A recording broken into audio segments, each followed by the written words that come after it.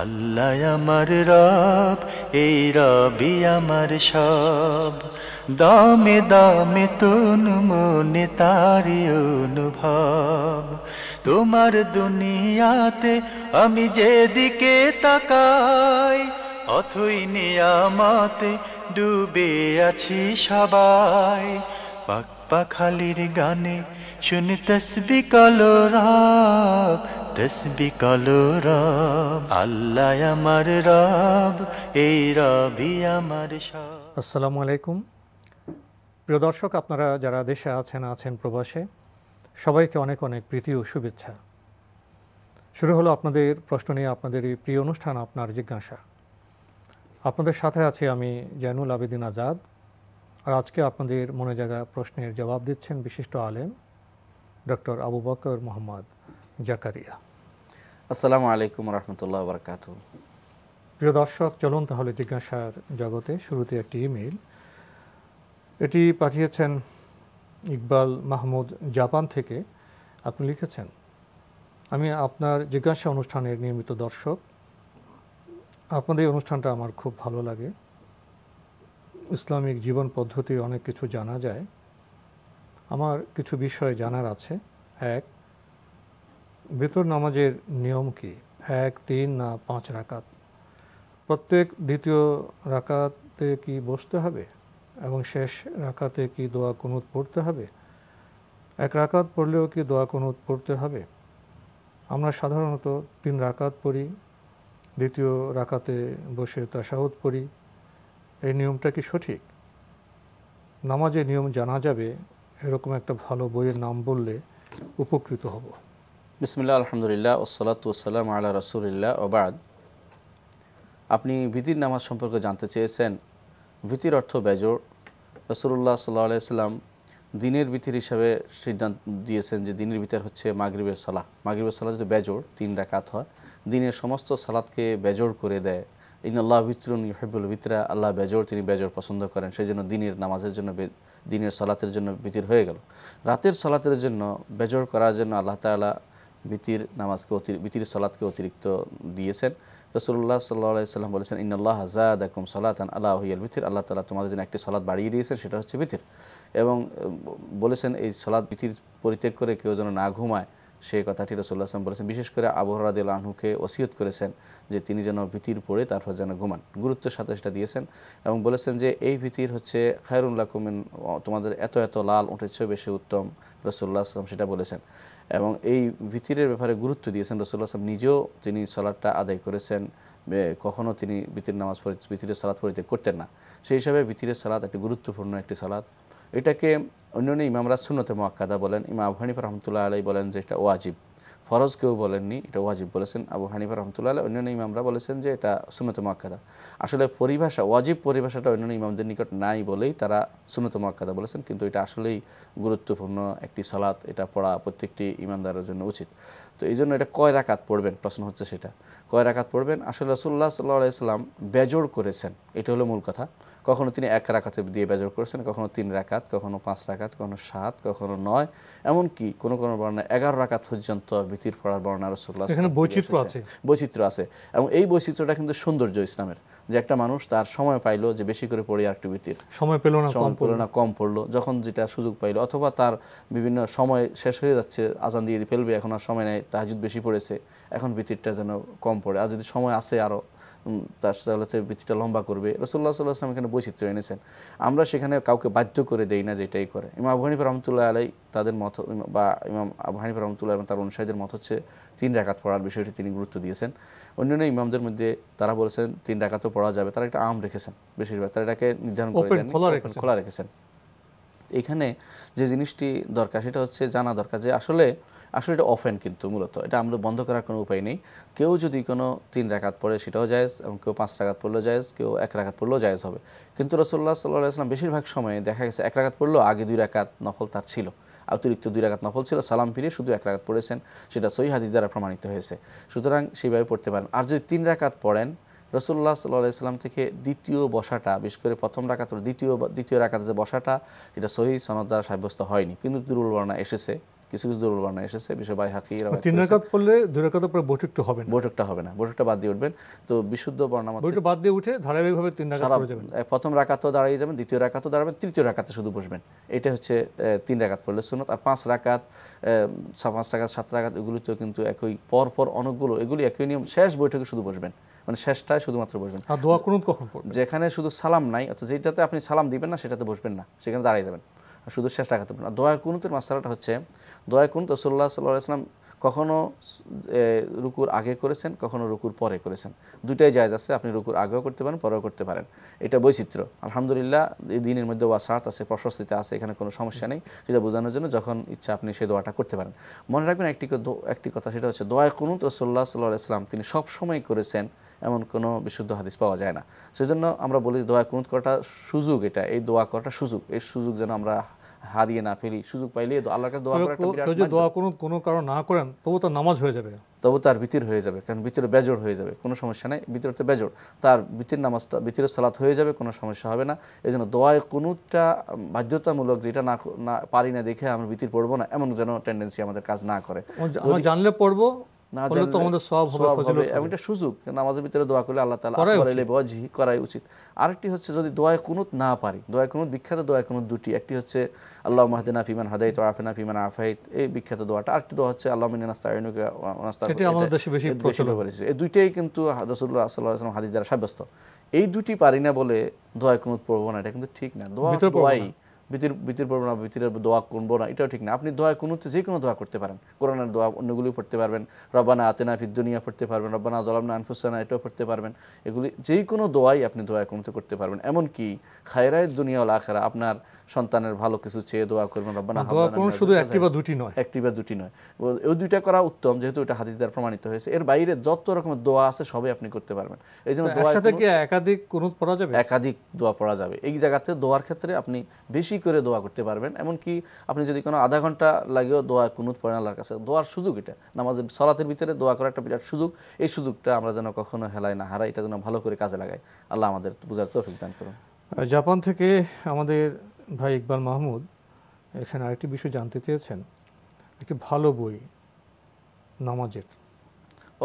সালাতের একটি ভালো বই, সেটা হচ্ছে রাসূলুল্লাহ সাল্লাল্লাহু আলাইহি ওয়াসাল্লামের সালাত, যেটা আছে শেখ নাসিরউদ্দিন আলবানী রাহমাতুল্লাহ আলাইহি লিখেছেন। এই গ্রন্থটি প্রত্যেকের অনেকে অনুবাদ করেছেন। আপনি এটা বাংলায় আছে আলহামদুলিল্লাহ, আপনি সেটা আমাদের দেখবেন যে অনুবাদটা বিশুদ্ধ সেটা গ্রহণ করে নিয়ে যাবেন। আমরা নাম বলতে পারছি না কোনটা বিশুদ্ধ, তবে দেখে নেবেন যেটা অন্তত অনুবাদটা আপনি ভাষাও বুঝেন আলহামদুলিল্লাহ, সেটা কিনলে আলহামদুলিল্লাহ সঠিক পথে যাবে। এটার সাথে অনেকেই লাগিয়ে নিয়েছে তাদের মত, অনেকে রাসূলুল্লাহ নামাজ নাম দিয়েছে কিন্তু শেখ আলবানীর নয়, সেটা কিনবেন না।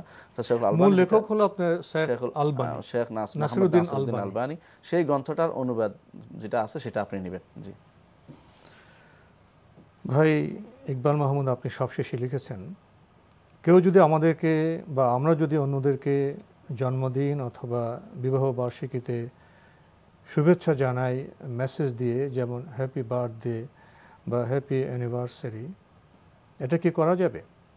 এবং স্বামী স্ত্রীর ঘরোয়াভাবে ভালো কিছু রান্নাবান্না করে খাওয়া যাবে? আসলে এই যে একটা সংস্কৃতি আমাদের মধ্যে ব্যাপক আকার প্রসার লাভ করেছে, সেটা হচ্ছে হ্যাপি বার্থডে বা হ্যাপি অ্যানিভার্সারি বা এই জাতীয় যে সমস্ত জিনিস বিভিন্ন পর্ব উপলক্ষে অনুষ্ঠান করা, এটা কিন্তু আমাদের ইসলামিক কোনো কালচার নয়, ইসলামিক সংস্কৃতি নয়। এটা আসছে অন্যান্য ধর্মদের থেকে, অন্য ধর্মাবলম্বীদের থেকে। এটা আমরা গ্রহণ করতে পারি না, কারণ আমাদের নিকট প্রত্যেকটি দিনেই খুশির দিন। যে ব্যক্তি স্বামী স্ত্রী আছেন তার প্রত্যেকটি দিনে হবে খুশির দিন। এই ইউরোপীয় হতে পারে যারা বছরে একবার দেখা হয়, তাদের বিভিন্ন কালচারে, অথবা কারো দিনে একবার উইশ করে বাবা মাকে, বছরে একবার তাদের জন্মদিবস উপলক্ষে কার্ড পাঠাবে, এটা ওদের মধ্যে হতে পারে। আমরা প্রত্যেক দিনেই বাবা মাকে নিয়ে খুশি, প্রত্যেক দিনেই আমাদের জন্য হ্যাপি ডে, প্রত্যেক দিন আমাদের খুশির দিন। আমরা এই জাতীয় কোনো কালচার গ্রহণ করতে পারি না। আমাদের স্ত্রীরা আমাদের জন্য সবসময়ের জন্য খুশির কারণ, আমাদের স্বামীরা স্ত্রীদের জন্য খুশির কারণ। এটা একদিন সুনির্দিষ্ট দিনে নয়। এই জন্য বিয়ের দিন বা জন্মদিন, এই জাতীয় জিনিসগুলো পালন করা ইসলাম অনুমোদন করে না। কারণ রাসূলুল্লাহ সাল্লাল্লাহু আলাইহি ওয়াসাল্লাম বলেছেন, মান তাশাব্বাহা বিকাওমিন ফাহুয়া মিনহুম। কেউ যদি কোনো জাতির সাথে সামঞ্জস্য বিধান করে চলতে চায়, তাদের সংস্কৃতিতে, তাদের চালচলনে, তাদের মধ্যে গণ্য হবে। আমাদের হাতে একটি ইমেল, এটি পাঠিয়েছেন সোহেল, লিখেছেন, I am going to marry a Christian woman, আলহামদুলিল্লাহ she will get converted before marriage. would like to know what Islam says if my parents go to her house to accept her from her parents, though they are Christian. বিসমিল্লাহ আলহামদুলিল্লাহ ওয়াসসালাতু ওয়াসসালামু আলা রাসূলিল্লাহ ওয়া বাদ। ভাই, আপনি জানতে চেয়েছেন যে আপনার আপনি তাকে খ্রিস্টান বলবেন না, যেহেতু ইসলাম গ্রহণ করেছেই, আলহামদুলিল্লাহ সে মুসলিমা, একজন মুসলিম নারীকে আপনি বিয়ে করতে যাচ্ছেন, ইসলাম গ্রহণ করেছে, আমরা বলতে পারি বলছেন যে বিফোর ম্যারেজের আগে উনি কনভার্ট হবেন। এখন ওনার বাবা মা ওই খ্রিস্টান ফ্যামিলিতে যাবে মেয়েটাকে গ্রহণ করতে, বুঝছি আমি, এতে কোনো অসুবিধা আছে না? এতে উনি খ্রিস্টান ফ্যামিলিতে যাবে, আগে তাদের মধ্যে ইসলাম গ্রহণ করতে হবে, এটাই কথা। আর খ্রিস্টান বিয়ে করার ক্ষেত্রে ইসলাম কিন্তু কিছু দিক নির্দেশনা দিয়েছে, বিশেষ করে যারা দিন আহলে কিতাব যারা তারা যদি দিন না মানে আহলে কিতাব হতে হবে আসলে, মানে প্রকৃত অর্থে আহলে কিতাব, তারা কিতাবের অনুসারী হতে হবে আসলেই, তাহলে শুধু কিতাব অনুসারী হলে তো খ্রিস্টান মেয়েকে তো বিয়ে করা যায়। হ্যাঁ, সেটা বিয়ে করা যায়, তখন আপনার পিতামাতাকে পাঠাতে পারবেন, তাকে নিয়ে আসতে, এতে কোনো সমস্যা নেই। এক্ষেত্রে তো উনি বলছেন যে আলহামদুলিল্লাহ she will get converted before marriage, বিয়ের আগে উনি কনভার্ট হবেন ইসলামে। হ্যাঁ, বিয়ের আগে কনভার্ট হবেন ইসলাম, এটা বলেছেন তিনি। তো এটা এদিক থেকে আলহামদুলিল্লাহ একটা ভালো সংবাদ। আপনার যদি কনভার্ট হয়ে যায়, আপনার পিতামাতাকে পাঠাতে পারবেন তাদেরকে আনার জন্য, কারণ তখন তারা মাহরাম হিসেবে বিবেচিত হবেন। হ্যাঁ, যেহেতু ইসলাম তারা আপনি বিয়ে করছেন, কিন্তু বিয়ের আগে নয়, বিয়ের আগে পাঠাবেন না, আপনি তাদেরকে বিয়ে করার পরে পাঠাবেন, বিয়ের আগে তো তারাও ওনার জন্য মাহারাম নয়, কারণ বিয়ের আগে কোনো শ্বশুর মেয়ের জন্য মাহারাম হয় না। আমাদের দেশে একটা ব্যাপকভাবে প্রচলিত নিয়ম হচ্ছে শ্বশুরকে পাঠানো হয় বা বিশেষ করে বাবাকে পাঠানো হয় ছেলের বউ দেখতে, এটা কিন্তু শরীয়তে জায়েজ নেই, কারণ ছেলের বউ দেখা বাবার জন্য জায়েজ নয়, বাবার জন্য ওকে বিয়ে করাও জায়েজ যতক্ষণ না ছেলের বউ হচ্ছে। সেজন্য আমার উচিত নিজে বিয়েটা কমপ্লিট করে বাবা মাকে বলুন পাঠাতে, অথবা তাদের কাছে পাঠাতে পারে, এই জন্য যে প্রস্তাব নিয়ে পাঠাতে পারে, বাবা মা যেতে পারে, হ্যাঁ, আলাপ আলোচনার জন্য পাঠাতে পারে, কিন্তু সেখানে তাদেরকে গ্রহণ করা বা তাদেরকে গ্রহণ তো আপনি করবেন, আপনি যে বিয়ে করবেন। আপনার স্বাভাবিক বিষয়টা এরকম হবে যে বাবা মা প্রস্তাব নিয়ে যেতে পারেন, এবং উনি যেটা বলছেন যে ওনার স্ত্রী ইসলামে কনভার্ট হবেন, তাহলে সেই কাজটি হবে, দুইটাই হবে আলহামদুলিল্লাহ। তারপরে বিয়ে হবে, বিয়ে করার পরে তো বাবা মা তো নিয়ে আসতে পারবেন, এটাই ভালো, এটা সবচেয়ে ভালো। এবং আলহামদুলিল্লাহ মনে রাখবেন যাতে করে বিয়ের আগে যেন কোনো রকমের কোনো কানেকশন তৈরি না হয় বা দেখাশোনা না হয় বাবা মার সাথে। আপনি বিয়ে করার জন্য দেখতে পারেন, তাকে শরীয়ত মোতাবেক জায়েজ আছে, বিয়ে করবেন, বাবা মা প্রস্তাব দিতে পারে বাবা মা শুধুমাত্র, আর যিনি বিয়ে করবেন তিনি দেখবেন শরীয়ত এটা অনুমোদন করা। জি প্রিয় দর্শক, এবার আমাদের হাতে আরও একটি ইমেইল, এটি পাঠিয়েছেন আহমেদ জাবেদ। আপনি লিখেছেন, যদি কোনো নারী পুরুষের অবৈধ শারীরিক সম্পর্কের কারণে মেয়ে প্রেগনেন্ট হয়ে যায়, তাহলে তাদের করণীয় কি? বর্তমান বাস্তবতায় তাদের জন্য কোন পদক্ষেপ সবচেয়ে ভালো হবে? কোনো নারী যদি অবৈধভাবে প্রেগনেন্ট হয়ে যায়, তখন তার উচিত হবে এই সন্তানকে দুনিয়াতে আসতে দেয়া, তাকে মেরে ফেলা জায়েজ নাই, সন্তানের কোনো দোষ নাই, কারণ এটা মারলে সে গুনাহগার হবে এবং হাসরের মাঠে সে জিজ্ঞাসিত হবে। কোরআনে কারিমে আল্লাহ তাআলা বলেছেন, ওয়াইদাল মাউউদাতু সুইলাত বিআইয়ি যামবিন কুতিলাত, যখন এই জাতীয় যারা মায়ের পেটে হত্যা করা হয়েছে, ভ্রূণ হত্যা করেছে, তাদেরকে জিজ্ঞাসা করা হবে তাদেরকে কোন অপরাধে তাদেরকে হত্যা করা হয়েছে, অর্থাৎ একে জিজ্ঞাসা করা হবে, যাকে মারা হয়েছে তাকে জিজ্ঞাসা করবে। এর অর্থ হচ্ছে আল্লাহ তাআলা এত কঠিনভাবে রাগান্বিত হবেন যে মারেছে তার সাথে কথা বলার মতো আল্লাহ তাআলার টেন্ডেন্সি থাকবে না, আল্লাহ তাআলা কথা বলবেন না তার সাথে, এবং আল্লাহ তাআলা প্রচণ্ড ক্রোধান্বিত থাকবেন। এটা হলো এই আয়াতের অর্থ, যে একে জিজ্ঞাসা করার অর্থ হচ্ছে তোমার তো কোনো দোষ নয়, তোমার কেন মারা হয়েছে, এটা আল্লাহ তাআলা কঠিনভাবে রাগান্বিত হবেন। এই জন্য কোনো কারণে যদি কোনো সন্তান এসেই যায়, সে সন্তানের কোনো দোষ নেই, গর্ভের সন্তানকে পৃথিবীতে ভূমিষ্ঠ হওয়ার সুযোগ দিতে হবে এবং তাকে পৃথিবীতে স্বাভাবিকভাবে জীবনযাপন করতে দিতে হবে। কিন্তু সন্তানের কোনো দোষ নাই। যদি ইসলামী শরীয়ত মোতাবেক হতো, যদি তারা অবিবাহিত হতো 100 বেত্রাঘাতের অধিকারী হতো, আর যদি বিবাহিত হতো ইসলামী শরীয়তে সরকারি বিচারক তিনি বিচার করে দিলে সেখানে হয়তো তার মৃত্যুদণ্ড হতো, যদি বিবাহিত মেয়ে হতো। কিন্তু যদি এই অবস্থায় বর্তমান সময় যেহেতু আইন প্রচলিত নেই, সেখানে তার প্রতি আমরা অনুরোধ জানাবো এর থেকে দূরে থাকতে, এবং যারা তাদের অভিভাবক আছে তাদেরকে বলবো যে একে অন্যখানে পবিত্র হওয়া পর্যন্ত অপেক্ষা করতে, পবিত্র হওয়ার পর অন্য জায়গায় তাকে বিয়ে দিতে। আর যদি কোনো মানুষের স্ত্রী হয় কারণে লিপ্ত হয়ে থাকে, তখন সেটা তাদের সাথে সম্পর্ক ছিন্ন হবে যতক্ষণ না আবার নতুন করে তাদের বিয়ে হয়, অথবা তাকে পূর্ণ পবিত্র হওয়া পর্যন্ত সে স্ত্রীর কাছে যেতে পারবে। বিষয় এসে গেল, প্রথমত শিশুটিকে পৃথিবীতে ভূমিষ্ঠ হওয়ার সুযোগ দিতে হবে। শিশু এসে গেল, তার প্রশ্ন আসবে ওই নরনারীর কি অবস্থা হবে? তারা কি এই অবৈধ কাজের জন্য তওবা করে বিবাহ বন্ধনে আবদ্ধ হতে পারবে? জি, যদি তারা এই অবৈধ কর্মের জন্য তওবা করে বিবাহ বন্ধনে আবদ্ধ হতে পারবেন। জি, তা না হলে তো ওই শিশু ভরণ পোষণ কেউ করবে, একটি সামাজিক প্রশ্ন এসে দাঁড়াচ্ছে। এসে যায়। আর যদি আপনার পরকীয়ার মাধ্যমে এ ধরনের সন্তান এসে যায়, সন্তান তো ভূমিষ্ঠ হবে, কিন্তু যে স্ত্রী পরকীয়া করলো, স্ত্রীটি, সে কি আগের স্বামীর সাথে ঘর সংসার করতে পারবে না? যতক্ষণ না সন্তান দুনিয়াতে আসছে ততক্ষণ পর্যন্ত তাদের সাথে সম্পর্ক থাকবে না। সন্তান দুনিয়া আসার পরে যদি সে তওবা করে ফিরে আসে তাহলে তার সাথে ঘর সংসার করতে পারবে। আর যদি সে বলে আমি তাকে পছন্দ করি না, তখন তার তালাক হয়ে যাবে, সম্পূর্ণ লিয়ানের মাসলা চলে যাবে, তখন মাসলা আরেকটা হবে। কিন্তু এই অবস্থায় শরীয়ত যদি সেখানে বাস্তবায়িত হয়, সেখানে হুকুম হবে আলাদা, সেখানে শাস্তি আসবে, তাদের বেত্রাঘাতের শাস্তি অথবা পাথর মারার শাস্তি। সমাজ ব্যবস্থা সেরকম নেই। জি দর্শক, এবার আমাদের হাতে একটি চিঠি, এটি পাঠিয়েছেন দক্ষিণ দনিয়া নূরপুর থেকে, নাম প্রকাশে অনিচ্ছুক। লিখেছেন, আমাদের টয়লেট ও গোসলের স্পেস একসাথেই, আমরা ওযুর শেষে কালেমা শাহাদাত কি বাথরুম থেকে বের হয়ে পড়ব? যদি বের হয়ে পড়ি তবে বাথরুমে থেকে বের হওয়ার দোয়া আগে পড়ব নাকি কালেমা শাহাদাত আগে পড়ব? জি, গুরুত্বপূর্ণ একটি মাসালা। এই মাসালাটা অনেকেই মনে করে থাকেন যে বাথরুমে বা ওখানে যেখানে টয়লেট আছে বা গোসলখানা একসাথে আছে সেখানে ওযুর দোয়া পড়বে না বা বিসমিল্লাহ দিয়ে শুরু করবে না, ওযু করতে প্রথমে বিসমিল্লাহ বলতে হয়, সেটাও অনেকে বলতে চায় না। আসলে বাথরুমে বিসমিল্লাহ বলা যাবে না বা ওযুর পরে যে দোয়াটা আছে কালিমা শাহাদাত সেটা পড়া যাবে না, এটা কিন্তু কোনো হাদিস দ্বারা প্রমাণিত নয়। এখানে একটা বিষয় আপনার সামনে আনতে চাচ্ছি। জি, টয়লেট সম্পর্কে আমাদের যে ধারণা আছে, বর্তমান সময়ে আধুনিক যে টয়লেট সেটা কি ওরকম নোংরা কোনো বিষয়? জি, আমি এটা বলতেছিলাম, এটাই আসছে আমার আলোচনা, যে আসলে ওই আপনি যে গোসলখানা এবং টয়লেট একসাথে আসছে বলছেন, সেখানে কিন্তু ওই উদ্দেশ্য নয়, যে উদ্দেশ্য তখনকার সময়ে সমাজ ব্যবস্থা প্রচলিত ছিল, তখনকার এরকম পয় নিষ্কাশনের এত সুন্দর পরিবেশ ছিল না। এখনকার আমাদের যে সমস্ত বাথরুমগুলো আছে বা টয়লেটগুলো আছে, গোসলখানা আছে, এগুলিতে কোথাও সামান্যত ময়লা থাকে না। সেজন্য ময়লার এই জায়গাতে আপনি বিসমিল্লাহ বলে ওযু করতে পারবেন। ওযু করার পরে আপনি আশহাদু আল্লা ইলাহা ইল্লাল্লাহ এটা পড়তে পারবেন, এই শাহাদাত পড়তে পারবেন, আল্লাহুম্মা জাআলনা মিনাত তাওয়াবিন ওয়া জাআলনা মিনাল মুতাতাহহিরিন, কেউ এটাকে হাদিস সহিহ বলেছেন, সেটাও পড়তে পারবেন।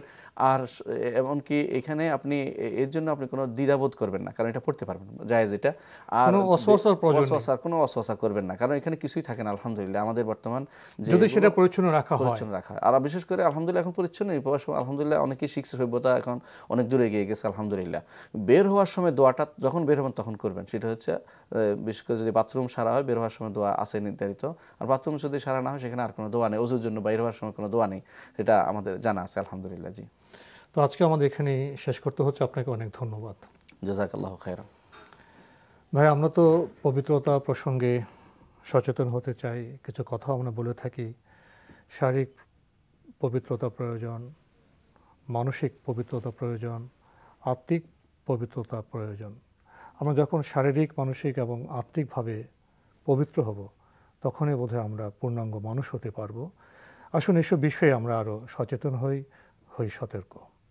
চিঠি লিখুন, প্রশ্ন পাঠান আমাদের ঠিকানায়। পরিচালক আপনার জিজ্ঞাসা, এনটিভি, বিএসসি ভবন, 7ম তলা, 102 কাজী নজরুল ইসলাম এভিনিউ, কারওয়ান বাজার, ঢাকা 1215। আপনারা ইমেলও করতে পারেন। আমাদের ইমেল অ্যাড্রেস আপনার জিজ্ঞাসা @ntvbd.com।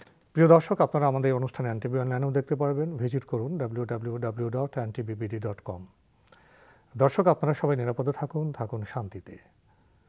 আসসালামু আলাইকুম। আল্লাহ আমার রব, এই রবি আমার সব, দামে দামে তুন মনে তারি অনুভব।